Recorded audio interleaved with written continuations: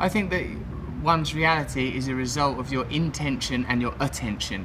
It's through spiritual practice that I've recognised that my own impermanence, my own irrelevance, the fact that I'm just a person shuffling through life, I ain't really no different now from when I was a little kid. And all I want really is that I don't want that feeling in my stomach that people are being treated badly. I don't want a feeling that people are being exploited. People need to live spiritual lives, all of us. I'm a person, and it's good to have access to the infinite consciousness that is available to all people, but through the five senses is delineated, keeping us trapped on a material plane. We think reality is what we can apportion through the limited instruments of the senses, but reality is of course far beyond that. Spiritual data, we don't have the correct instruments to receive it, and we live primarily in the realm of the senses. Anything that we're describing through science, we're describing through the prism of the five limited senses. Our eyes can only see between infrared light and ultraviolet light. There's light bouncing around everywhere. Our ears can only hear a tiny decibel range, can't hear the noise of a dog whistle, can't hear any high-pitched frequency sounds. Isn't it likely then that there are other vibrations, frequencies, energies, consciousness moving through the universe? Consciousness is an amorphous and expanding entity. I think that we allow our consciousness to be prohibited by our senses, prescribed by our senses, living in the realm of these five apertures into our reality. But reality is limitless, space is infinite, time eternal. Through yoga, one can temporarily break the bonds that chain us to the mundane, the mondial, that which is of the earth, and we can temporarily at least receive a taste of the infinite. I don't want to get too cosmic about it, but we are just this sort of temporary blob of atoms, you know, endowed with consciousness for the merest moments in infinite space. Meditation and yoga, these are fundamental parts of my life. I think it's difficult these days with religion getting such a rough ride, the Pope resigning, bloody terrorism and nonsense. It's difficult to find an access to spirituality, but we are by our nature spiritual people. If we don't have access to spirituality, we suffer as individuals, society suffers. We need to recognise at some point that within ourselves there's an infinite capacity for connection with all things. Well, I love the fact that you've described it as you have a daily access to unseen realms of power. Daily access to unseen realms of power. Not just me, everyone has that. For me, what I've discovered is that transcendental meditation is useful to me, not because of a unique set of circumstances, not because of my formerly secret brilliance, no, but because I am a human being. And it is applicable to all human beings. And what's really good about that is literally everyone in this room is one. What I say is that we're basically all right human beings. Whenever there's a disaster or an accident, people's impulse is to help one another. So I'm thinking anyone that galvanises people, brings people together and points us to the better aspects of our nature and help us to overcome our basic things like fear and desire, I think these people are worthy heroes, rather than the heroes that are nominated today, heroes that are low vibrational frequency that make us concentrate on daft stuff. So like they want you to be talking about Justin Bieber, they want you to be talking about twerking. They don't want you talking about fracking, they want you talking about twerking. They want to get on with their job. Shut your fucking mouths and watch this shit, you fucking morons. And I know, because I've been part of the charade. But, you know, I'm awake now. Look beyond the superficial. That's the problem with current affairs. You forget about what's important. You allow the agenda to be decided by superficial information. What am I saying? What am I talking about? Don't think about what I'm wearing. These things are redundant. I'm superficial. And I don't think that we should be continuing to propagate the idea that famous people are magical and special, because it makes people feel that their lives ain't no good. And I don't think we should be living in that kind of fearful paradigm. It's that. I'm like a vegetarian. I believe we're all equal. I ain't got the right to kill. I don't kill, like, say a fly comes in my house, I'd tolerate that little arsehole.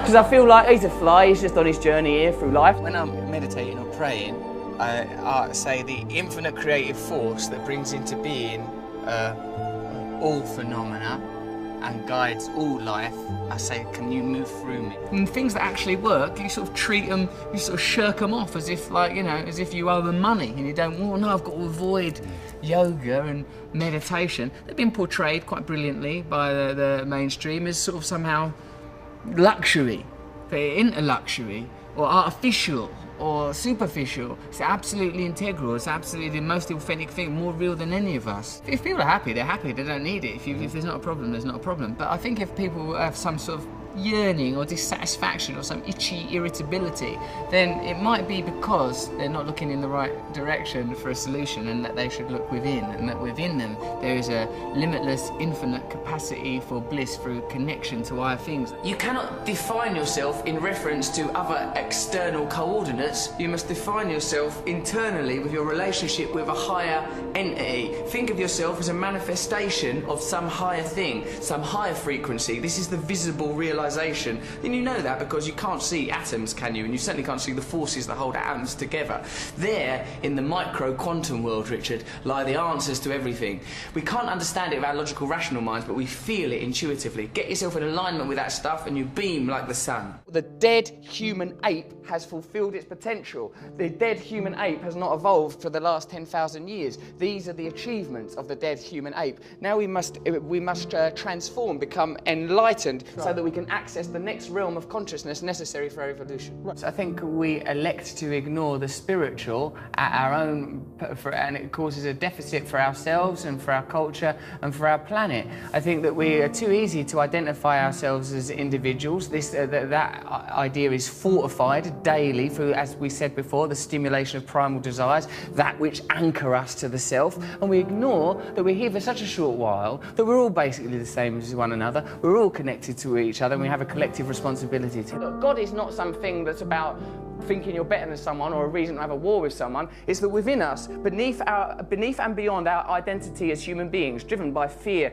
and desire, defined by the realm of the senses and the material self, which is transitory, there is a divine self that is connected to all living things, that is part of an infinite source of creativity. You could probably describe that using quantum physics or science if you want. I choose to believe in God because I think what that is the recognition that there is divine beauty in all of us, and if we prioritise that over our own selfish material needs, then we will naturally create a culture more in harmony with our planet, and we'll have a chance. I think it's one of the great sadnesses of modern life, because of our disenfranchisement and disillusionment with religion, that we don't have access to these ideas. And yoga and meditation for me is a way in the secular world of accessing very, very beautiful principles that will perhaps make us happier at a time when people feel disillusioned with the economy, concerned about the ecology, worried with politicians, don't trust what they're being told on television. We've got to let go of temporary, transient ideas like individualism. The nature of monotheistic faiths, these dead desert religions, is to encode us with the idea that individualism is more important than paganism, ideologies that integrally relate us to the earth, so that we know that we are integrally, indefatigably related to our environment, and we live in the service of our environment, because self is a temporal illusion. I suppose the ultimate truth is oneness, that this is a temporary illusion, that we are temporarily occupy these flesh puppets. We believe so much in our identities, we believe in our individualism, and I talk as a very sort of egotistical man. Look at my hair, look at these bracelets, look at these ridiculous boots. I'm a person who believes in the nature of my own individualism and my own identity, but on a deeper level I recognise that all these things are transient, and what's important and what's defining are the things that we all share: love, unity, togetherness. As long as we have cultural narratives that eschew these ideas, that suppress these ideas in favour of negative human traits, greed, selfishness, lust, as long as these ideas are promoted, we will exist in opposition to one another and will be exploitable by corporations that prey upon these negative facets of humanity. The line between good and evil runs not between cultures, religions or creeds, but through every human heart. So I recognise in myself the capacity for selfishness, for lustfulness, for egotism, and because I recognise these qualities in myself, I would prefer a culture that didn't celebrate, exacerbate, stimulate the most negative aspects of our species, inculcate them, reward them financially, till we get to a kind of a cultural hysteria where we're destroying the planet. The reality is there is one planet, there is a certain amount of people on the planet, there are a certain amount of resources on the planet. None of them things are going to last forever, so we need systems in place that acknowledge the reality, not systems that benefit elites, but systems that acknowledge the reality.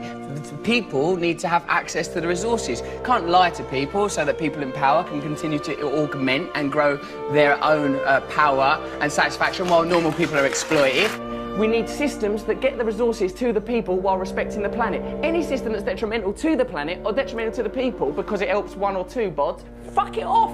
We're allowed to do that, you know. We are creatures on a planet. We are mammals. Look at the faces of the people that we're being asked to vote for as leaders. Look at them.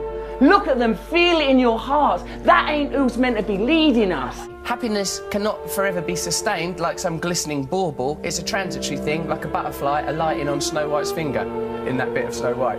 So, like, you know, I'm happy mostly. I'm happy mostly when I'm being nice to other people. Then I'm happy.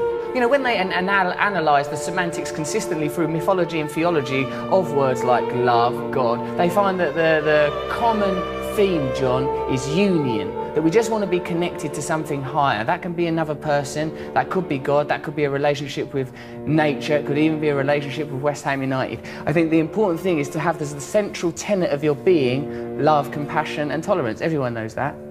You know, like the realisation that this is only a very temporary thing, that the only thing that matters to any of us is love, that everything, that underscoring everything is love. You know, if it's a biological, anatomical human condition, the idea of acquisition and survival of the species, then that 2% that distinguishes us from the great apes, somewhere within that is that divine spark that philosophers have always espoused upon and written about, that somewhere within that, that's the truth that we're trying to head towards. What it felt to me was like the dissolution of my idea of myself. Like, I felt like separateness evaporated. I felt this tremendous sense of oneness. I find it, I'm quite an erratic thinker, quite an adrenalised person. And like, but what, through meditation, I felt this sort of beautiful serenity and selfless connection.